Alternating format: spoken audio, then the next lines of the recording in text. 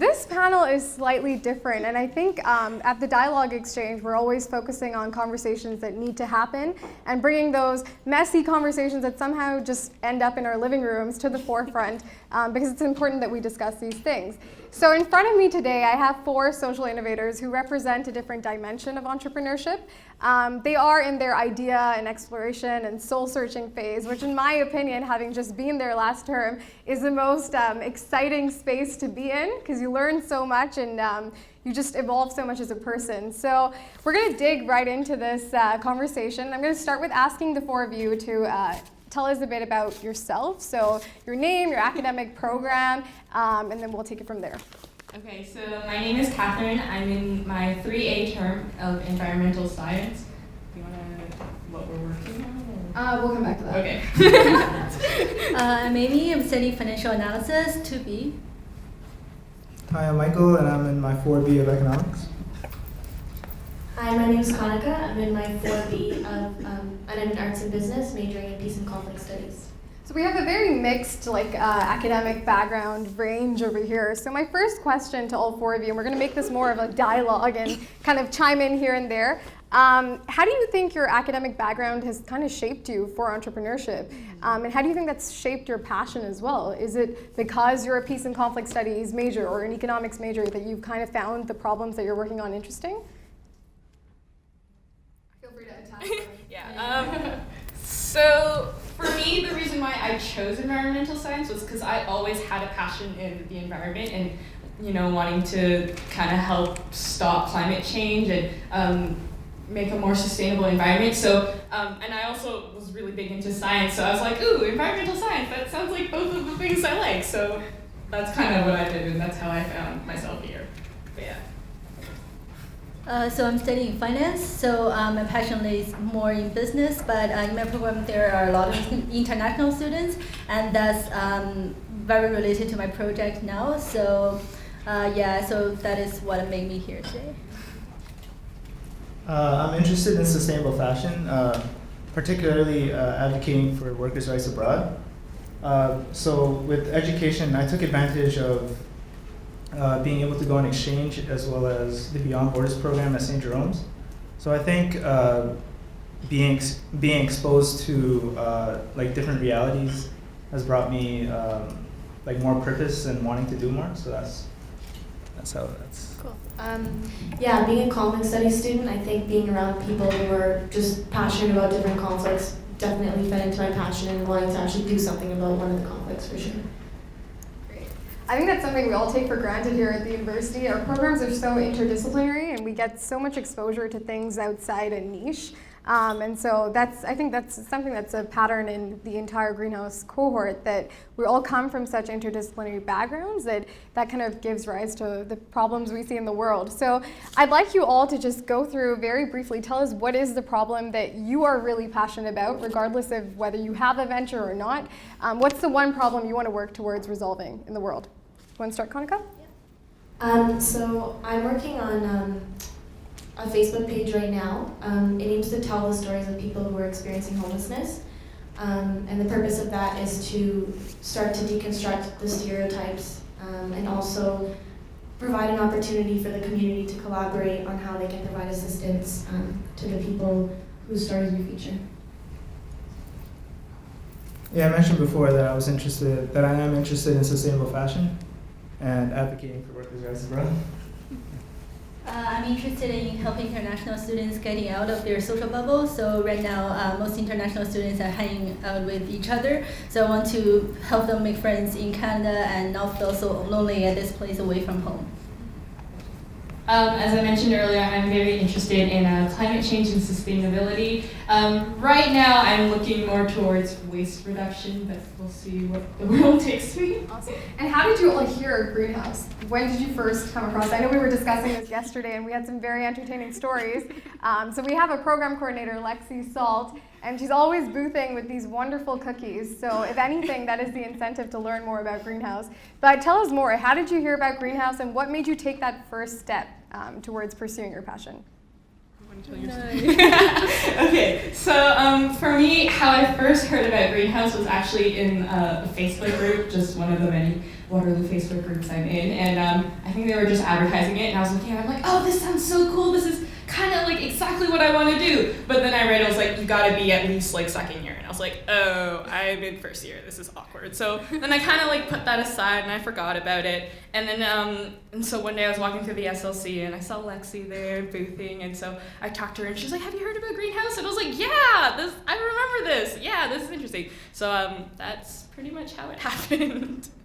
Michael and Konica also have a very interesting story, but yours is pretty interesting too. So I always have social entrepreneurship in my blood. Well, I'm just kidding, but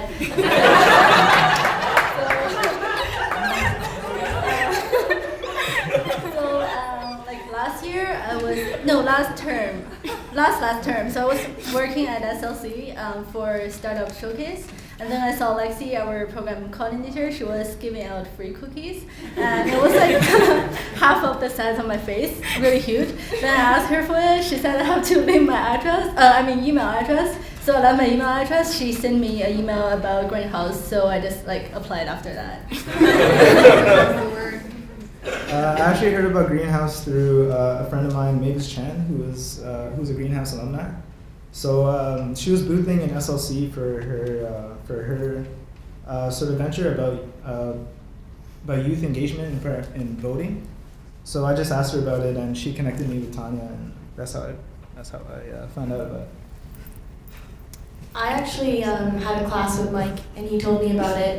So that's how I heard about it first. Power of meaningful connections. Yeah. And then after that, I looked it up, and I remember seeing something on the website, and I think like the exact words were like, "Do you want to make a difference, but don't know how?" And I was like, "Yeah, that's me." So then I contacted Tanya, and then she kind of she told me about some of the amazing ventures that have happened, and then that's from then on I was like, for sure I want to try this. Great. So a lot of the time with entrepreneurship, we kind of have this founder syndrome where we want to claim a project and be the sole spearheader of it. But I've noticed with this group in particular, in their soul searching phase, you've been collaborating a lot with the greenhousers in this, who are also a part of the cohort this term, and helping them on their projects and all of that. So what is your take on the role of collaboration versus competition, and what have you learned from helping other people on their projects, and how's that kind of helped you shape your own passion? I can speak to your experience. Katherine is a powerhouse who helped us all out. So has that in some way kind of validated what you want to do? Oh man, that was a lot. Okay. I always enjoy helping people out. That's just kind of something I've always done. So, of course, I'm in my searching phase, trying to figure out what I want to do. So, I figured this is the time to go out and help as many people as I can. And like all these topics are all things that I'm very interested in, like your project, the Dialogue Exchange. Like that's like so cool. So being able to help out with that is like you get to learn a lot from just seeing what other people what other people are doing out there, and like maybe I'll adapt some ideas for myself down the line. Like who knows? But it really broadens your horizons and shows you what people are doing out there and how interesting it is. Michael, I'm looking at you because you go for a lot of conferences. So how do you think that's kind of shaped your passion? Yeah, I took advantage of the opportunities to go to a couple of conferences in Toronto as well as in Halifax. Just being exposed to new ideas, I guess, sort of, it motivates you as well as brings in new insights into what you want to do, as well as learning about other people's mistakes, as well as their successes. You can really learn from that, and I guess hopefully I can apply it to my idea as well. Thanks. Yeah, my venture, like I spent the first, I would say 2.5, 3 months at Greenhouse not knowing what to do, but knowing what I was passionate about. And then when the Big Ideas Challenge came, I met someone who was just as passionate about issues of homelessness. So I think it was just really important because I sometimes get stuck in the research phase, and my partner is very much of a doer. So it was just very good to, just like collaborate. It wasn't so much about being the founder per se, but doing something where I was making progress towards the issue that I'm passionate about. Cool. So staying true to today's theme of celebrating diversity and journeys, as Elle mentioned, failure is inevitable and we all come across it at some point. So what is a piece of criticism that you've received in this stage or even in your journey so far that's kind of shaped you into who you are today? So whether it's a personal or professional piece of criticism, if you had to recall one, what would it be? Anyone want to share? Ladies first.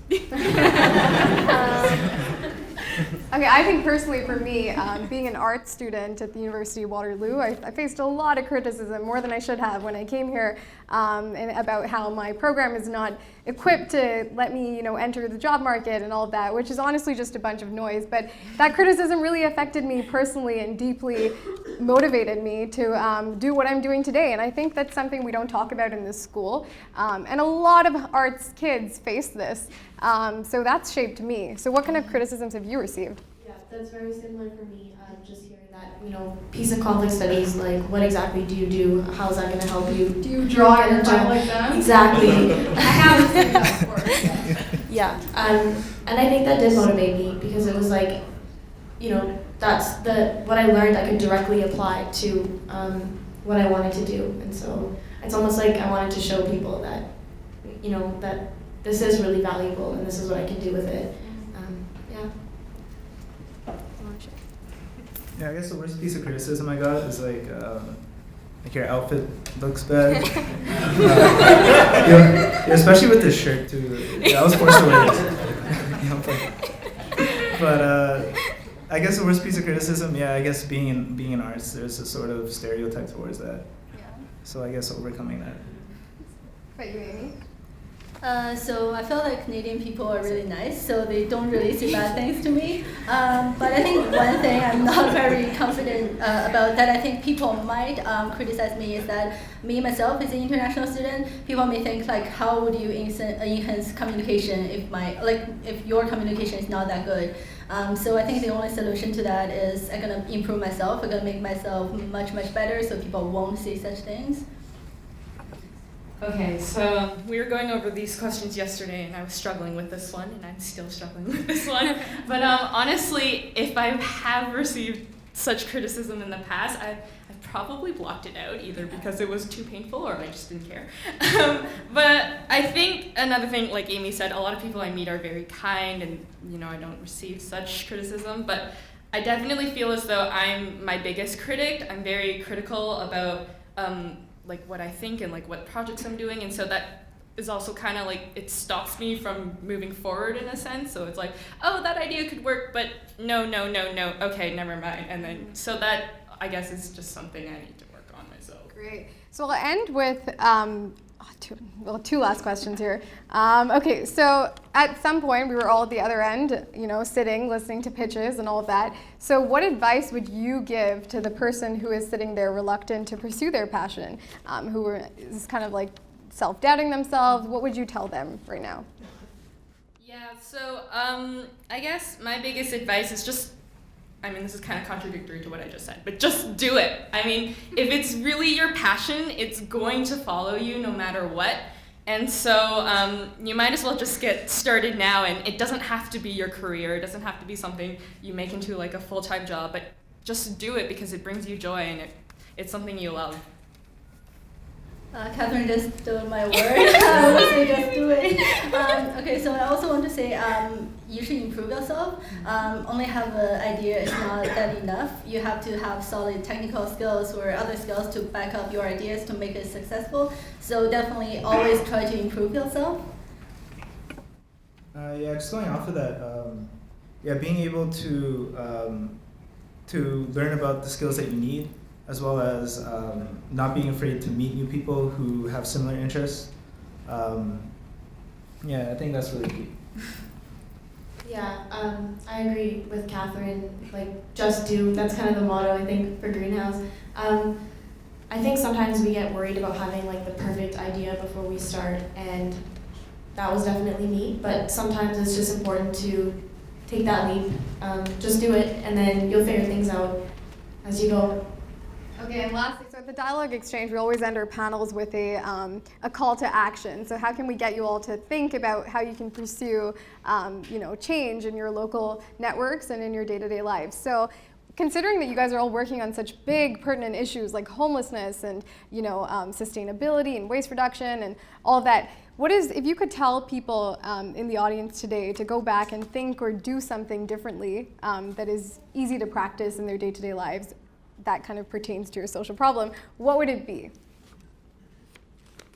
I think mine would definitely be, I would challenge everyone to think about how they treat people who are experiencing homelessness. So, just walking by someone, I think people who are experiencing homelessness, one of the most painful things is feeling invisible, and so just being very critical of how you treat people who are experiencing homelessness, and also to volunteer in the community, learn more about people's stories who are experiencing homelessness. I guess relating to sustainable fashion, just being more knowledgeable about your purchasing decisions, and just like social entrepreneurship in general, just being able to practice empathy, I think is really key. So yeah. So my project is about international students, so I want to tell the Canadian people here. So if you are interested in learning different culture, please try your best to reach out to the international students or newcomers, because they are kind of scared and inconfident to talk to you. It requires much more efforts for them than for you. And for international students here, I want to tell you that please be confident and try to reach out. And the more you practice, the more you get better. Yeah. I guess for me, it's just think about your consumer choices and just keep in mind of how much waste such simple products can produce. And so if you can find an alternate that doesn't require as much packaging or something like that, go for that option if possible. All right, wonderful. So thanks for joining us on our two panels today. I think it's safe to say that with the social innovators in this room, the future is super exciting. They're really paving the path for a better world. And so I think a theme that really resonated with all of us today is that you don't need to have all the answers to all the questions. You can figure it out along the way. As long as you take the plunge, and given the resources and the support system we have here, that's all that's really important. So yeah, feel free to connect with everyone, and I'll give Tanya the last word. 30 seconds. Okay. So you're up for the second panel.